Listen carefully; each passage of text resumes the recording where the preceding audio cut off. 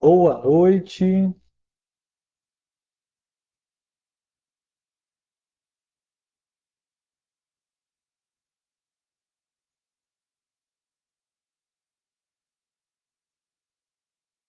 pessoal. Se alguém estiver me ouvindo aí, me dá um retorno aí. Conta se está me escutando, por favor.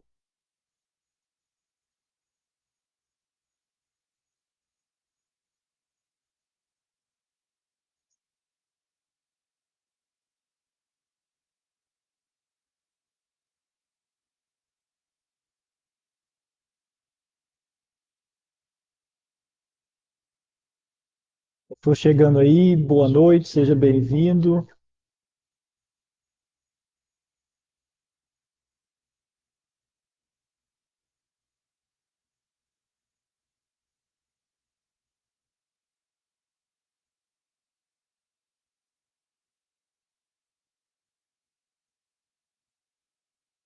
Obrigado, Silvio. Estava aqui sem saber se estava chegando ok para vocês aí o som. Com um atraso aqui entre a minha transmissão e o que vocês recebem aí. Acho que tá ok, dá para a gente falar. Vou colocar um celular aqui só para mim ter um retorno do que está acontecendo. Bom, boa noite a vocês que estão chegando. Sejam todos bem-vindos ao Centro Espírita Amor, Fé e Luz, em mais uma reunião pública online aqui no nosso grupo do Facebook. Pessoal, não sei se vocês acompanham aí, né? Se vocês têm essa curiosidade, se já tiveram, já deram uma olhadinha nisso, mas esse grupo ele tem mais de 1.000 participantes. Esses dias eu olhei hoje novamente, achei isso fantástico. A gente começou aqui fazendo essas palestras e na época da pandemia, né, sem muita pretensão assim de como seria e tal. E a gente vê que esse grupo hoje está com mais de 1.000 pessoas, é muito bacana, é muito legal, né? A gente está sempre aqui fazendo as nossas reuniões públicas online e ver que o pessoal tem se interessado, né, por esse grupo, é muito bacana. Tá joia? Bom, vamos lá então. Sejam bem-vindos ao Centro Espírita Amor, Fé e Luz. O Centro Espírita Amor, Fé e Luz fica na cidade de Araxá, na rua Itacuru 181, e tem as suas reuniões públicas presenciais às terças-feiras, às 19h30, e as reuniões públicas online aqui no grupo do Facebook, também na sexta-feira, às 19h30. Eu sempre gostei de dar um recadinho assim para o pessoal, né, de pedir para as pessoas, né, que estejam conosco aqui na sexta-feira, às 19h30. O vídeo fica salvo, né, as nossas palestras sempre ficam salvas. Pode assistir depois, não tem problema. Mas é interessante, pessoal, que a gente esteja reunido, ainda que a gente esteja distante fisicamente, né? Mas estar juntos na mesma intenção nesse horário é muito interessante para todos nós, tá? Queria fazer aí um pedido de desculpas, né, em nome de toda a equipe. Semana passada nós tivemos aí uma falha e nós não conseguimos fazer a reunião pública na última sexta-feira, tá? Então peço desculpas a vocês que ficaram aí aguardando a reunião pública e nós não conseguimos trazer para vocês o estudo da semana passada. Infelizmente, né, pessoal, às vezes acontece aí algumas falhas, né? A gente, por mais que a gente tenha cuidado e busque, né, estar sempre aqui, mas às vezes acontecem imprevistos, acontecem algumas coisinhas que, infelizmente, acabam cometendo, né? Criando falhas. Mas a gente pede desculpa e busca, né? Sempre melhorar, sempre estar aqui com vocês. Bom, antes de mais nada, então vamos fazer a nossa prece. Eu convido vocês a fecharem os olhos, a serenarem os corações, elevarem o pensamento a Deus, ao Mestre Jesus e a toda a espiritualidade amiga aqui presente. Pai de infinito amor, Pai de infinita bondade, aqui estamos nós, os teus filhos, necessitados do teu amparo, do teu auxílio, da tua misericórdia. E te pedimos, Pai, que desça sobre cada um aqui neste momento, tanto os encarnados quanto os desencarnados, a tua paz, o teu amor. Que possamos, nesses instantes, sentir a tua presença em nossos corações. Te pedimos, Pai, que envie até nós aqueles nossos irmãos das equipes espirituais, aqueles nossos irmãos que trabalham em nosso benefício, que eles possam estar juntos de nós neste momento, nos intuindo, nos envolvendo com seus fluidos salutares, que eles possam nos ajudar a melhor compreender as mensagens do Evangelho e, acima de tudo, que eles possam nos auxiliar, colocarmos em prática aquilo que o Evangelho nos propõe. Graças te damos, Pai, hoje e sempre, que assim seja. Bom, teve mais gente que chegou aí. Boa noite para vocês. Sejam bem-vindos ao Centro Espírita Amor, Fé e Luz. E peço a vocês aí, pessoal, compartilhem essa live, deixe que essa live chegue aí a mais pessoas, né? É sempre importante a gente levar palavras do Cristo, né? As palavras do Evangelho a mais e mais pessoas. Então compartilhe aí, compartilhe com os familiares, no grupo da família, no grupo da empresa. Coloca aí esse vídeo para rodar na internet. Nós temos aí 1.000 pessoas no grupo, né? Como eu comentei, que está muito interessante esse número, mas é sempre importante a gente levar a mais e mais pessoas. E um detalhe, pessoal, não sei se vocês ficaram sabendo disso, se foi aí, né, se vocês se inteiraram dessa questão, mas o Facebook agora não fica mais gravado os nossos vídeos, de ninguém, né? Nenhum vídeo mais vai ficar no Facebook por mais de 30 dias, tá? Então, assim, claro, 30 dias dá para ver essa live aqui várias e várias vezes, né? Não só essa, como outras, mas depois de 30 dias elas não estarão mais aí disponíveis, não por vontade nossa, mas por decisão de mudança da política do Facebook. Então aproveitem enquanto a live está aí para ser vista, ok? Bom, hoje nós vamos falar sobre o Evangelho segundo o Espiritismo, capítulo 10. Bem-aventurados aqueles que são misericordiosos. E nós vamos falar dos itens 5 ao 8. Na verdade, são duas coisas aqui, né? Assim, são dois trechos que falam mais ou menos sobre o mesmo assunto, né? Então, nós vamos falar sobre os dois nessa palestra, ok? Bom, eu vou dar uma lida aqui no texto e aí a gente comenta, a gente conversa sobre eles posteriormente. Reconciliar-se com os adversários. Reconciliai-vos o mais depressa com o vosso adversário, enquanto estáis com ele no caminho, para que vossos adversários não vos entreguem ao juiz e que o juiz não vos entregue ao ministro da justiça, que sejais aprisionados. Eu vos digo em verdade que não saireis de lá enquanto não houverdes pago até o último óbolo. São Mateus, capítulo 5, versículos 25 e 26. Há na prática do perdão e na do bem em geral mais que um efeito moral, há também um efeito material. Sabe-se que a morte não nos livra dos nossos inimigos.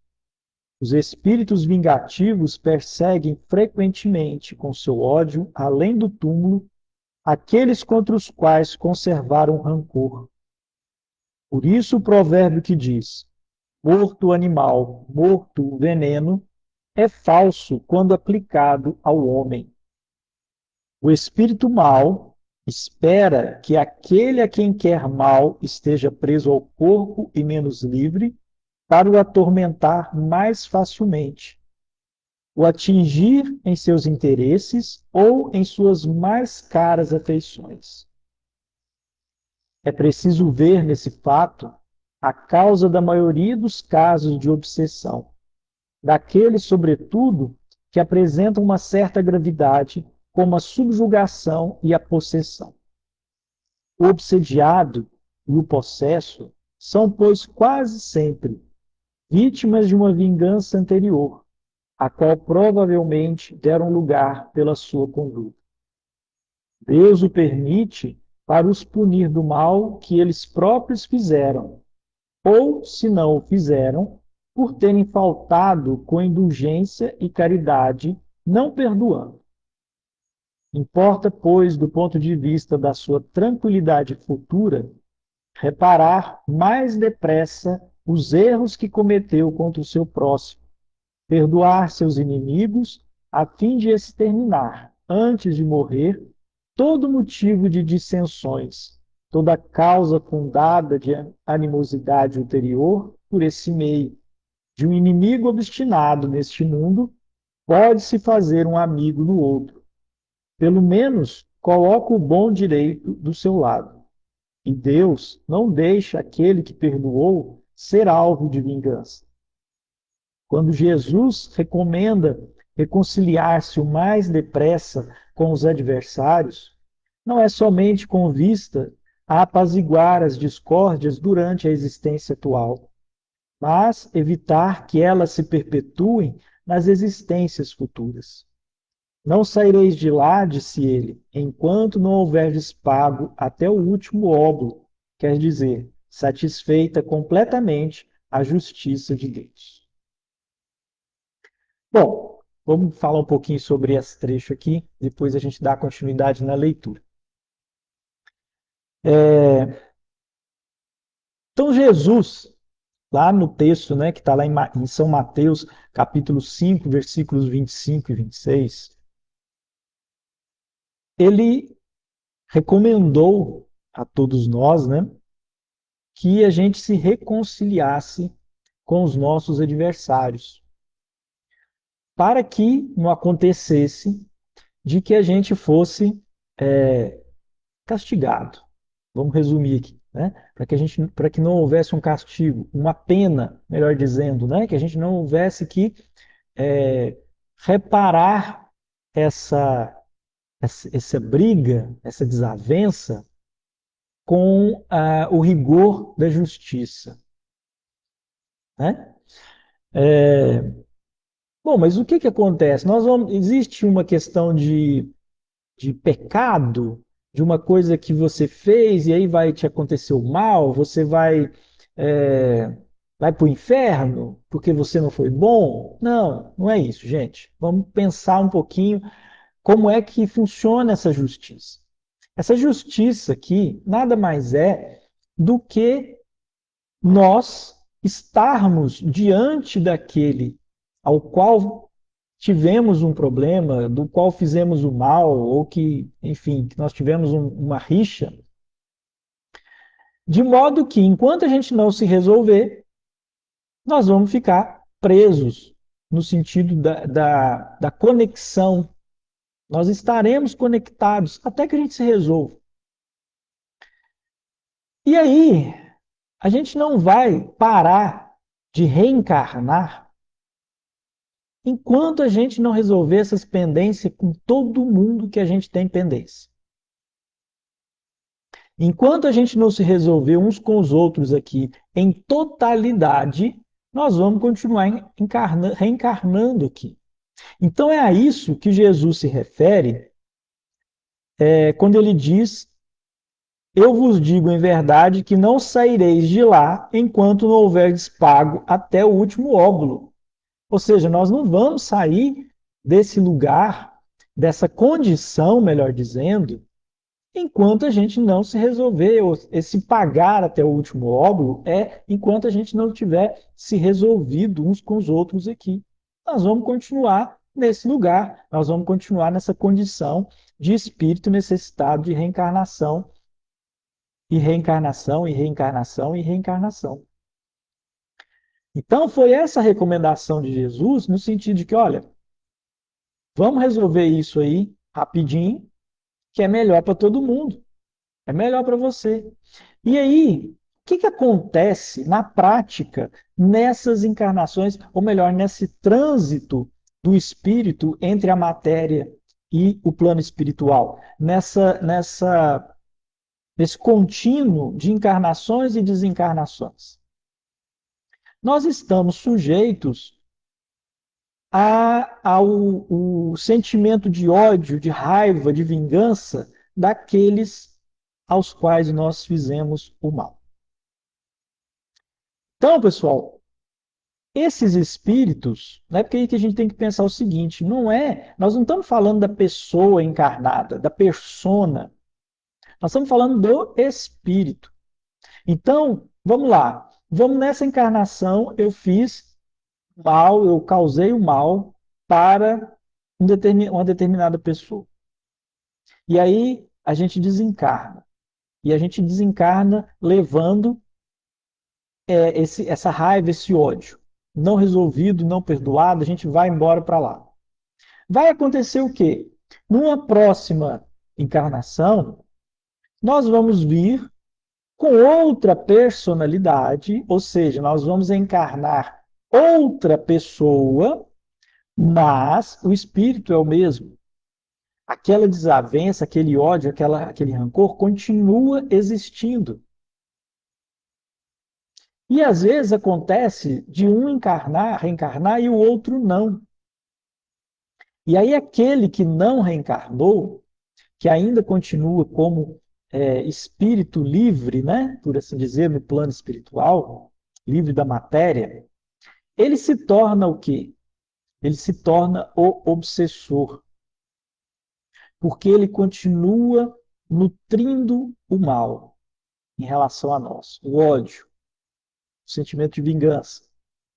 E aí ele vem e se aproxima de nós, então encarnados, que estamos num processo onde a gente não se lembra, não se recorda do que aconteceu, mas para aquele que está desencarnado é viva a memória, e aí aquele espírito começa a nos influenciar com a intenção de se vingar, de causar em nós prejuízos, de causar em nós o mal, numa tentativa de reparar o que nós fizemos com ele anteriormente.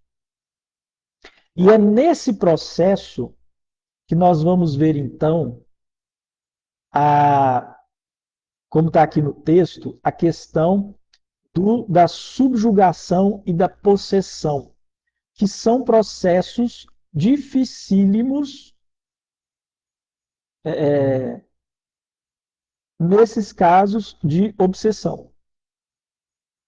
Porque, gente, a gente precisa entender uma coisa sobre obsessão. Nós temos obsessores que eles não têm nada contra a gente.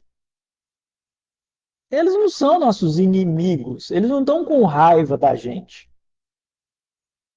Eles são oportunistas. Eles olham para nós e pensam o seguinte: ah, você gosta, você tem aquele vício que eu também gosto, que eu também tenho. Então, eu vou ficar perto de você e vou te obsediar para poder aproveitar o vício, o seu vício. E aqui eu não estou dizendo só vício de bebida, de cigarro, não é isso não. Eu posso ter o vício da maledicência. Então eu vou atrair, vai ficar uma turminha perto de mim que gosta de ser maledicente e vai me obsediar. Sim, porque vai me influenciar. O que é uma obsessão? É uma influência. Vai me influenciar a falar mal dos outros, a ficar ali no grupinho da fofoca. Por quê? Porque eles gostam também disso. Vamos pensar esses obsessores como aquele grupo de amigos que você tem. Olhe para os seus amigos. No seu grupo de amigos, vocês têm interesses parecidos. Claro, porque senão vocês não seriam amigos, vocês não estariam próximos. Então, se você é da turma que gosta, por exemplo, de correr, você tem amigos, provavelmente, né, que também gostam de correr. E vocês se influenciam. Ou seja, é aquele amigo que te liga às 5 da manhã, te manda mensagem, bora correr, vamos, estamos indo, cadê você? Vamos lá. Está te influenciando. Aí, nesse caso, é uma influência boa, mas é uma influência. É a mesma coisa da obsessão. Esses obsessores que são interesseiros, né? Esses que estão ali só pelo interesse, né, de alguma coisa, oportunistas, eles são como esse grupo. Conforme aquilo que você se interessa, você atrai espíritos que se interessam por isso, e aí vocês nutrem essa relação, onde vocês se incentivam à prática de determinada coisa, né? Ou de uso, enfim. Essa é uma obsessão. Simples, muito simples. Essa aí, geralmente, o que acontece? Você vai no centro espírita, assiste uma palestra, entra na sala de passe. Lá na sala de passe você recebe o passe. Nesse momento, essa galerinha, esses obsessores aí que são oportunistas, eles são orientados, atendidos, ficam por lá mesmo, porque percebem ali que o negócio ali é bom, ficam por lá e você sai da casa espírita sem nenhum obsessor. Só que aí o que acontece? Você não fez uma mudança íntima das suas questões. Então, semana que vem, você está lá na casa espírita levando mais um monte dessa galerinha para ser atendido. Então, o que acontece? Você é o transporte dessa turma para o centro espírita. Tá? Mas isso aí é de boa, é tranquilo. Quer dizer, pode estar causando problemas para você? Pode, mas não é uma obsessão severa, não é uma coisa grave. É algo que é resolvido com uma certa facilidade a partir do trabalho que é desenvolvido pela espiritualidade dentro da casa espírita e pela sua mudança de comportamento, de pensamento. Tranquilo. Agora, quando a gente está falando desses processos graves que chega a subjugação e possessão, aí nós estamos falando realmente de espíritos que buscam a você pela raiva, pelo ódio que tem de você. E eles querem sim não se aproveitar de um vício seu, de algo que você gosta, para que eles também possam se divertir. Não. Eles querem literalmente te causar o mal. E eles são obstinados nisso. Então, para essa turma, não resolve simplesmente você entrar dentro da casa espírita, tomar um passe, sair e fazer alguma mudança. Só isso não vai resolver. É um processo lento, é um processo demorado, difícil. Por quê? Porque exige o perdão, exige que aquele espírito e você se resolvam, que vocês se perdoem para que isso possa se resolver.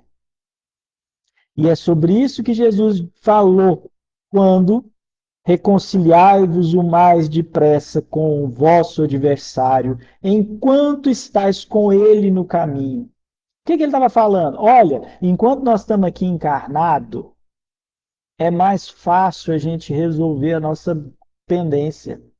É mais fácil eu olhar para você, aqui, ó, e a gente conversar e resolver.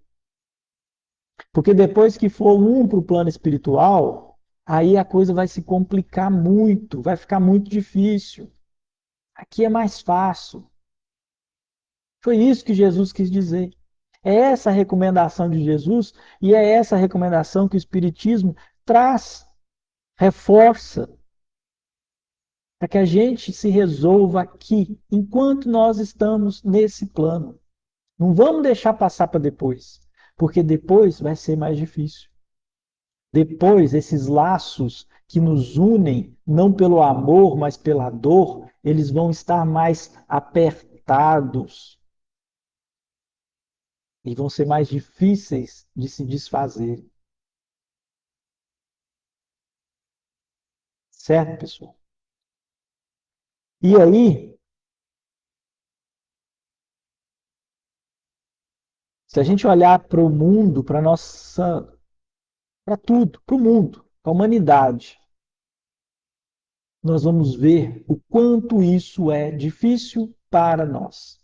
O quanto nós, ainda que cristãos, tá? Não tô nem, eu não vou colocar aqui, não vou citar e não vou dizer sobre ninguém que siga outra religião, porque eu não posso falar sobre eles, mas nós que nos dizemos cristãos não conseguimos seguir a orientação do Cristo de nos reconciliarmos com aqueles com os quais nós temos dificuldades.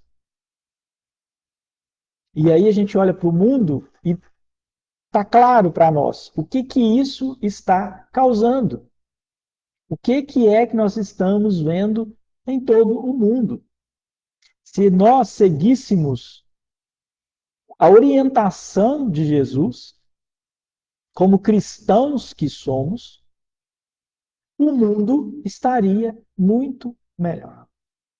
Sem sombra de dúvidas, tá? Até porque a gente precisa pensar também o seguinte: eu citei aqui, como está no texto, essas questões dessas obsessões que são limites, né? Que são severas, que é subjugação e possessão. Mas, antes de chegar nesse nível, esses mesmos espíritos já nos obsediaram em níveis mais baixos, que às vezes estão passando despercebidos, mas que estão causando mal na nossa vida. Então, vamos ficar atentos. E um detalhe: às vezes você pode estar pensando, mas eu posso perdoar, mas o outro não me perdoou, o outro não resolveu a questão comigo. Aí, nós fizemos a nossa parte.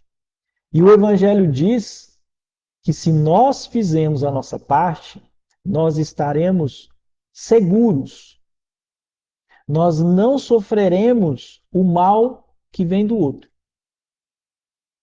Ainda que ele deseje o mal para nós, ainda que ele faça, nós não sofreremos. Mas para isso, para que isso aconteça, é necessário realmente o perdão. Não é simplesmente falar de boca para fora, eu perdoo, tá tudo bem. Não, é uma questão muito íntima. Então, muitas vezes as pessoas dizem, mas eu perdoei fulano e eu continuei sofrendo. Será que perdoou mesmo? Será que esse perdão de fato existiu no fundo do seu coração? Porque quando a gente fala aqui de perdão, gente, é perdão realmente. Não é aquela frase de que, tudo bem, mas eu não quero nem ver. Fica para lá. Eu fico aqui e fica para lá. Não é esse o perdão que o Cristo propõe. Não é.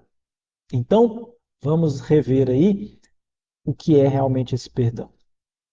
Bom, e dando sequência aqui então ao próximo item, né? Que é o sacrifício mais agradável a Deus. Se, pois, quando apresentardes vossa oferenda ao altar, vós vos lembrardes que o vosso irmão tem alguma coisa contra vós, deixai a vossa dádiva aí ao pé do altar, e ide antes vos reconciliar com o vosso irmão, e depois voltai para oferecer vossa dádiva. São Mateus, capítulo 5, versículos 23 e 24. Quando Jesus disse: Ide vos reconciliar com o vosso irmão antes de apresentar vossa oferenda ao altar, ensina que o sacrifício mais agradável ao Senhor é o do próprio ressentimento, que antes de se apresentar a Ele para ser perdoado, é preciso ter perdoado, e que se cometeu injustiça contra um de seus irmãos, é preciso a ter reparado.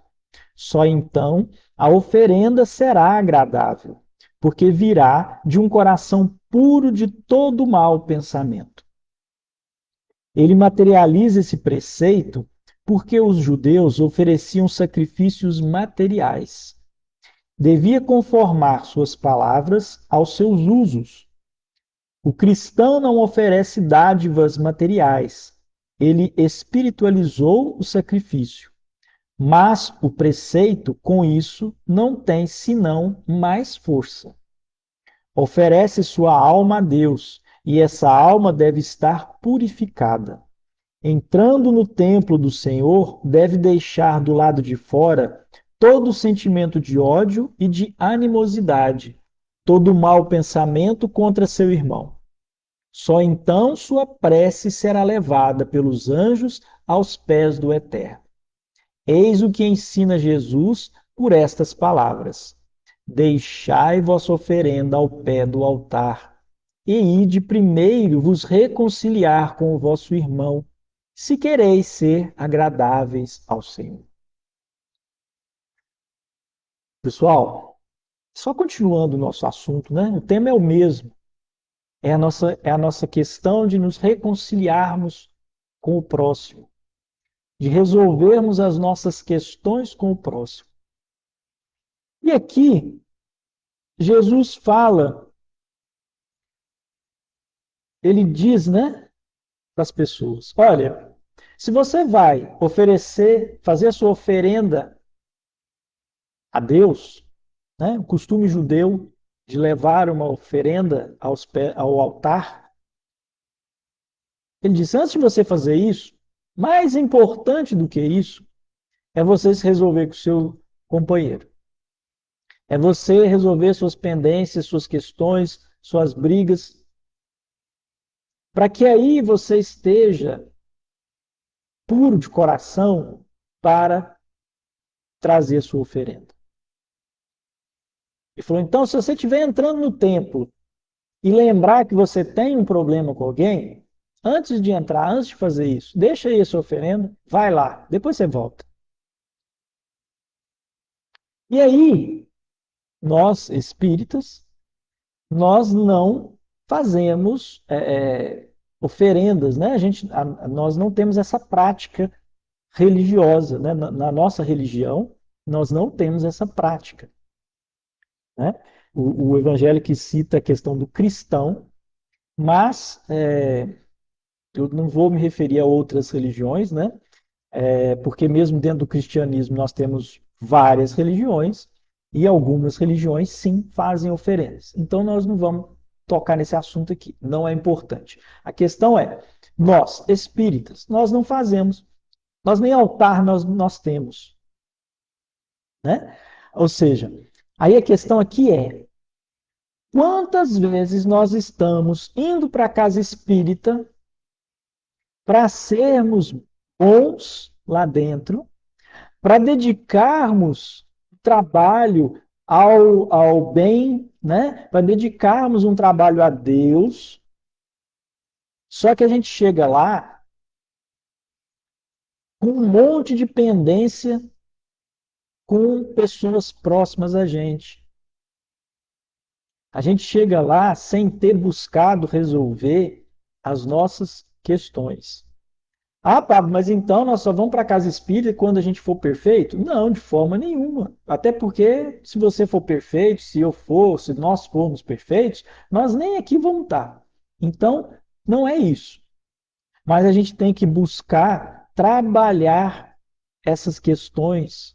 A gente tem que buscar fazer o esforço de melhorarmos, de nos resolvermos. E o que acontece muitas vezes é que a gente só deixa para lá. A gente não faz esforço para melhorar. E aí a gente chega lá na casa espírita querendo resolver a vida do outro, ajudar o outro, mas a gente não fez esforço para resolver as próprias pendências. Então, a gente precisa pensar sobre isso. Assim, o que é mais importante? Sou eu dentro da casa espírita?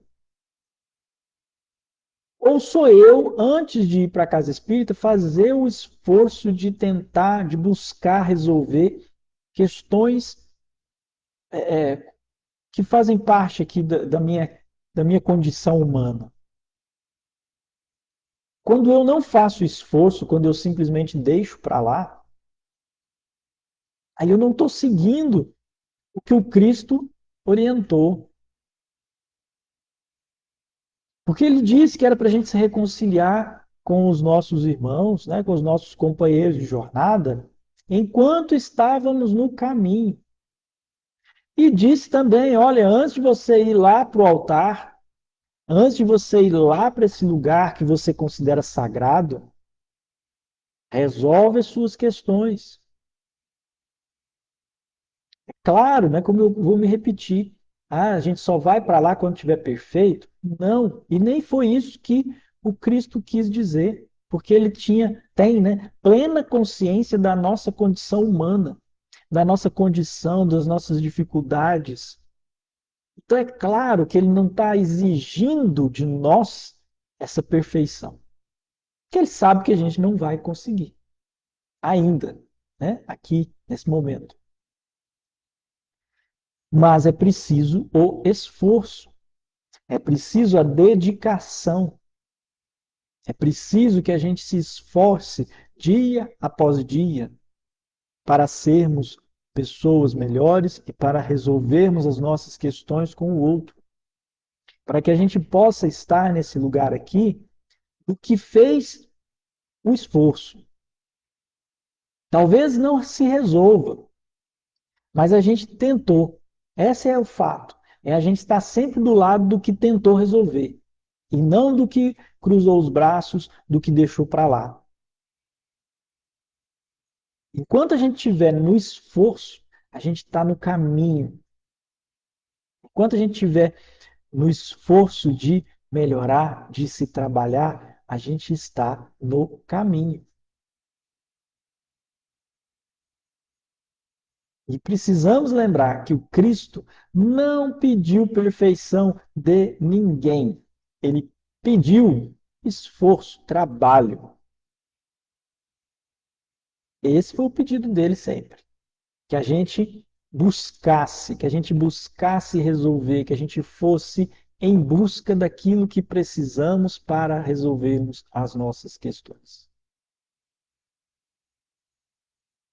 Então, pessoal, essa, né, é a mensagem de hoje, a reflexão de hoje, e entender que, só para a gente fechar aqui, né, porque o título aqui é o sacrifício mais agradável a Deus. Vamos pensar, Vamos pensar isso aqui, esse sacrifício. Qual que é o sacrifício que a gente faz dentro da casa espírita? Muitas vezes o sacrifício que a gente faz na casa espírita é o nosso esforço de estar lá, trabalhando. Então, por exemplo, posto de assistência no domingo às 6 horas da manhã. Muitas vezes é esse o sacrifício que a gente está fazendo. E aí a gente madruga, né, no domingo, vai para lá e tal. Só que aí a gente deixou, né, muitas vezes, de tentar resolver as nossas questões. E é sobre isso que o Evangelho fala. O que é mais agradável? Sou eu me sacrificando lá no posto de assistência, sacrificando, né, entre aspas, fazendo esse esforço, ou sou eu resolvendo as minhas questões, buscando as minhas questões, resolver as minhas questões com os meus adversários, que nem são adversários, né, pessoal? A gente precisa entender que esses que a gente chama de adversários são, na verdade, companheiros com os quais nós tivemos desavenças, nós tivemos algum problema. É só isso, tá? E para a gente fechar aqui, eu vou ler aqui um texto que está no livro Fonte Viva, né, do Chico, psicografia do Chico, do Emmanuel, né? E é um texto que diz: desculpa sempre. Por mais graves te pareçam as faltas do próximo, não te detenhas na reprovação. Condenar é cristalizar as trevas, opondo barreiras ao serviço da luz. Procura nas vítimas da maldade algum bem com que possas soerguê-las. Assim como a vida opera o milagre do reverdecimento nas árvores aparentemente mortas. Antes de tudo, lembra quão difícil é julgar as decisões de criaturas em experiências que divergem da nossa. Como refletir apropriando-nos da consciência alheia e como sentir a realidade usando um coração que não nos pertence? Se o mundo hoje grita alarmado em derredor de teus passos, faze silêncio e espera. A observação justa é impraticável quando a neblina nos cerca. Amanhã, quando o equilíbrio for restaurado, conseguirás suficiente clareza para que a sombra te não altere o entendimento. Além disso, nos problemas de crítica, não te suponhas isento dela. Através da nociva complacência com contigo mesmo, não percebes quantas vezes te mostras menos simpático aos semelhantes?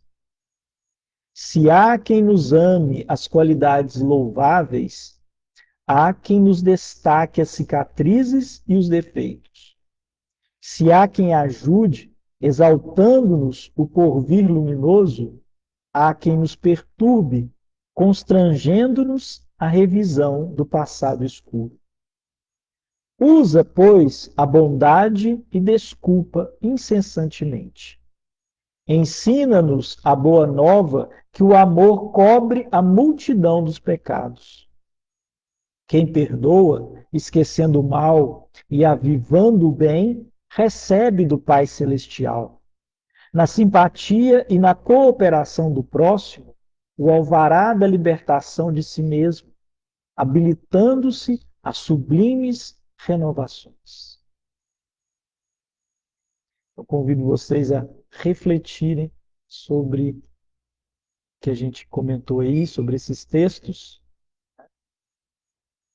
e vamos então, mais uma vez, serenar os nossos corações, fechar os nossos olhos, elevar o pensamento a Deus, ao Mestre Jesus e a toda a espiritualidade ainda aqui presente. Pai de infinito amor, Pai de infinita bondade, mais uma vez aqui estamos nós, de joelhos em espírito, lhe agradecendo por esses momentos. Te agradecemos, Pai, a oportunidade do estudo, a oportunidade da reflexão. Te agradecemos, Pai, por todo o socorro e amparo que foi oferecido a cada um aqui presente, tanto os encarnados quanto os desencarnados. Te pedimos, Pai, que possa nos auxiliar, nos fortalecer, para que possamos seguir adiante, possamos buscar a cada um daqueles com os quais temos questões e que possamos trabalhar buscando o entendimento e a paz entre todos. que aqueles, Pai, que possuem mágoas, ressentimentos contra nós, e os quais não conseguimos ainda oferecer de nós mesmos a eles paz, o perdão, te pedimos, Pai, que eles possam receber da tua fonte, que eles possam sentir em seus corações tua presença e possam ter suas dores abrandadas. Te agradecemos, Pai, toda a equipe espiritual que nos assiste e nos ampara. Te agradecemos pelo nosso Mestre Jesus, esse modelo e guia, sempre a nos oferecer um guia seguro para a nossa existência. Te agradecemos, Pai, mais uma vez estarmos aqui reunidos. Graças te damos hoje e sempre, que assim seja. Bom, pessoal, para quem chegou aí depois, né, boa noite. Espero que vocês tenham conseguido aí receber e tenham gostado aí das reflexões de hoje. Que o Mestre Jesus possa estar presente na vida de cada um de vocês. E só lembrando, todas as terças-feiras nós temos a nossa reunião pública presencial na rua Itacuru 181, aqui na cidade de Araxá. Se você é daqui ou se você tiver a oportunidade de estar aqui, é um convidado do Centro Espírita Amor, Fé e Luz para a sua reunião pública presencial. E sexta-feira estamos aqui também na nossa reunião pública online. Um grande abraço a vocês, uma boa noite a todos, fiquem todos com Deus e até mais. Tchau, tchau.